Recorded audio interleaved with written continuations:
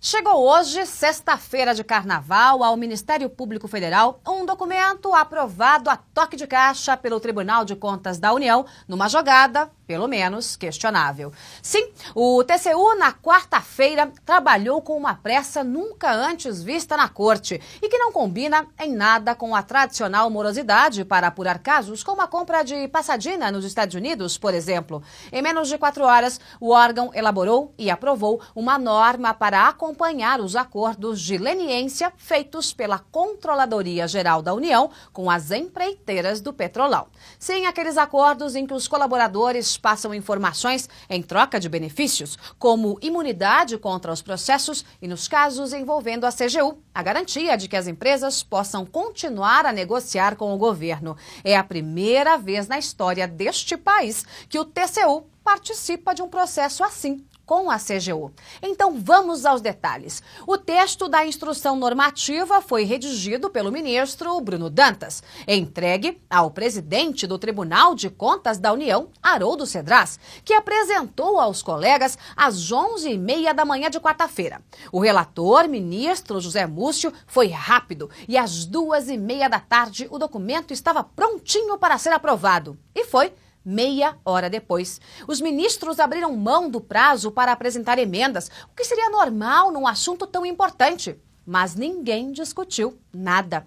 O Ministério Público Federal e o Ministério Público junto ao Tribunal de Contas, eles sequer foram consultados. O processo todo contou com a preciosa ajuda do advogado-geral da União, Luiz Inácio Adams, que percorreu todos os gabinetes do TCU antes da sessão. Fez campanha pela aprovação e foi bem sucedido. E aí você se pergunta, como assim? Como ele sabia do texto da norma se ela estava sendo apresentada naquele momento? O que o governo ganharia com a aprovação de tal instrução? Será que a jogada foi combinada antes entre a turma da AGU e o ministro Bruno Dantas? São perguntas que precisam de respostas, mesmo em tempos de folia lá pelos lados do Planalto.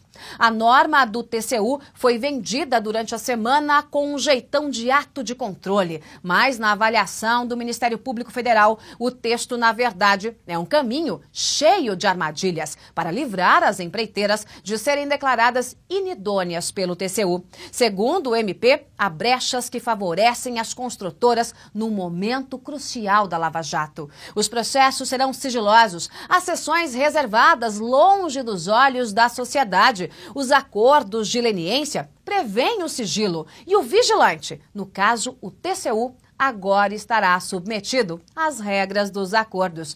O ministro relator poderá conduzir o processo como quiser e bem entender. O que for aprovado pelo TCU ganha áreas de legalidade, de legitimidade. Então, trocando em miúdos, o TCU, ao invés de ficar de fora como um fiscalizador atento, até mesmo dos acordos de leniência, vai ajudar a costurar os documentos. E a pergunta é, por quê? Porque só agora, na véspera de carnaval, com o Congresso de folga e de forma atabalhoada, sem a mínima discussão, o Tribunal de Contas da União entra nessa negociação? A lei anticorrupção, que estabelece as regras dos acordos de leniência, é de agosto de 2013 e não prevê participação, colaboração ou intromissão do TCU. O temor do Ministério Público Federal é que um caminho seja pavimentado para um bom acordo e sem sanções como multas para os corruptores ou proibição de contratar com o governo, os donos das empresas fiquem desestimulados a fazer as delações premiadas. Eles, os empreiteiros, poderiam fechar o cerco em torno dos comandantes do propinoduto para salvar a própria pele. Com a pele salva, para que delatar? O estranho é que a ação coordenada do TCU com o governo surge bem no momento em que os empreiteiros estavam em plena negociação para contar o que sabem. Inclusive, mandaram recados ameaçadores para a presidente Dilma Rousseff e para o ex-presidente Lula. Quem sabe teremos por aí, durante o carnaval, uma enxurrada de acordos de leniência com as bênçãos do TCU. Enquanto o povo se diverte na festa de Momo, o tribunal, numa jogada única, se transforma em avalista dos acordos das empreiteiras do Petrolão.